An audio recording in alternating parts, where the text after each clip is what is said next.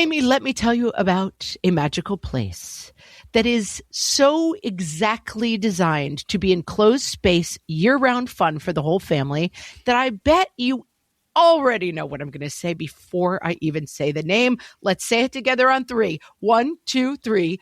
Great Wolf Lodge. You got it, Amy. My kids loved Great Wolf Lodge when we went. You probably already know that it has a huge indoor water park with a wave pool, lazy river, a bunch of massive water slides. But then your pack can hit the other attractions because, wait, there's more. Great Wolf Lodge has adventure-packed attractions like Magi Quest, a live-action game kids can play throughout the lodge, plus the Northern Lights Arcade. Spent some quality time there, so your kid who loves the lazy river and your kid who loves fantasy games will both have a great time. Great Wolf Lodge also offers great dining options and complimentary daily events like nightly dance parties, all under one roof. Unpack the car once and you're settled in to have fun. And with 22 lodges across the country, you're always a short drive away from adventure.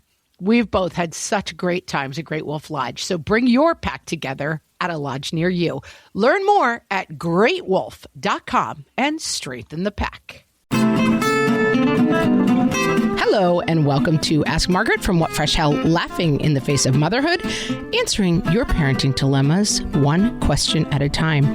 Today's question comes from Kelly, who asks, how do you navigate differences of opinion on parenting situations? There are a lot of hills my husband is willing to die on. I have a difference of opinion on importance, so he gets frustrated with me.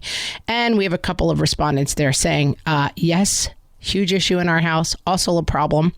And so I thought it was worth addressing. We have done a couple of podcasts on this, longer podcasts. I will point you especially to one called Making It Work for the Long Haul, where we had guest Belinda Luscombe on. This was back when we were having, guests on the podcast as opposed to having their own special episodes, which we now have on Fridays. And Belinda Luscombe wrote a book called Marriageology, The Art and Science of Staying Together. Really recommend you get that. Get it on your ebook. Check it out from the library, however you get your hands on it, because it has a lot of tips on this. And it is, let me tell you, the most important thing you can do is figure out how you and your spouse or partner are doing this together, if you are doing it together and want to keep doing it together, because these kind of conflicts tend to start really small, but a marriage is like you're kind of trying to stay on parallel lines, because this gets off and at a certain point you find yourself 10 years from now like, wow, those lines went real far apart once they started going off in two separate directions. And so I think it's great that you're asking the question and great to get ahead of it. The first piece of advice I'm going to point to comes from Nick North, who we have cited on the podcast before for this amazing number system that he came up with. And it goes like this. When you present something to your partner that you want, you add a number to that thing. So for example, I want the kids to say please and thank you every time they address us. That's a 10 for me. I want the kids to pick up their rooms before they go to bed. That's a 9 for me. It's very important that the house stay clean. I want the kids to play a sport every, semester of school. That's a 2 for me, maybe. I'm interested in it, but I don't know if I'm really willing to put in the work to get it done. So maybe. This we often present as helping from the point of view of like keeping up a dialogue. So like, I want you to get me a present for my birthday. That's a 10. I want you to say, I love you once a day. That's a 2. So like, you don't have to do every one of these things, but like when you present your needs and wants, you attach a number to them. I think that helps your husband in this case. If he is saying, I want this, that, and the other thing in terms of the kid's behavior, and it's a 10 for me.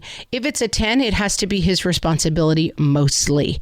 And I think it will also hopefully help him see that maybe he has too many 10s, that there are too many expectations around the kid's behavior.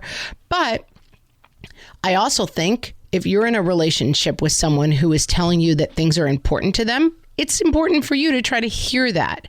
And so I think this might help the dialogue around this of, this is a dialogue that's going to have to happen. If these things are not equally important to us, what decisions are we making around that? If it's not important to both of us and it's causing a lot of conflict, I'm going to argue that you two are the top of the happiness triangle in your house.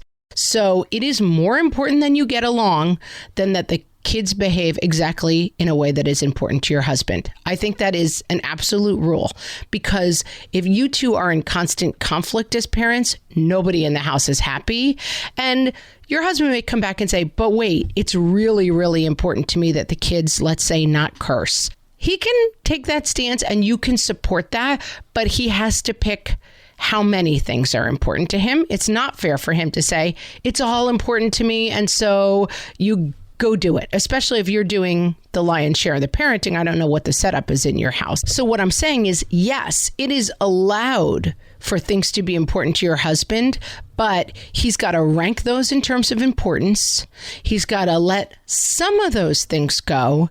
And then you need to operate from your place of maximum generosity in terms of helping support the things that are actually important to him.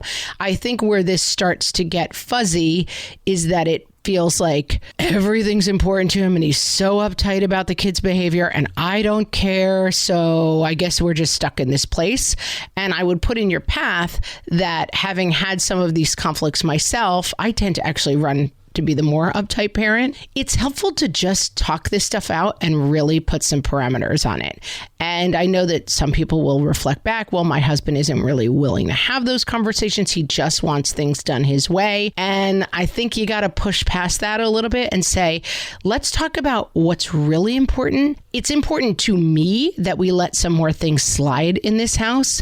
And I want to really support you in the things that are really important to you. But I cannot support you if everything is equally important to you. And I hope through those kind of conversations, you get some traction.